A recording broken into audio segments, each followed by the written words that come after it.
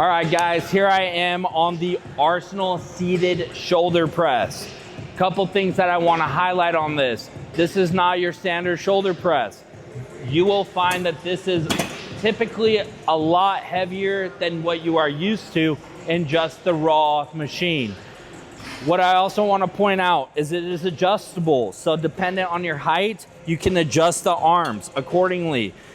You can also adjust the seat accordingly. And then another thing that I like to point out on this one is you have both your neutral grips and your standard overhand grips. So you can really customize it for your needs. When I'm getting into this, what I'm looking for is I want to tuck my elbows and press up.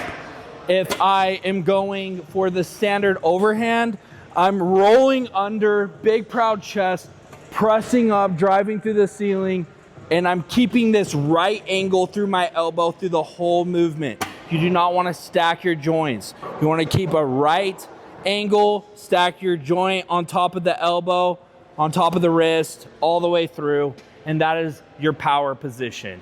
And that is the Arsenal seated shoulder press.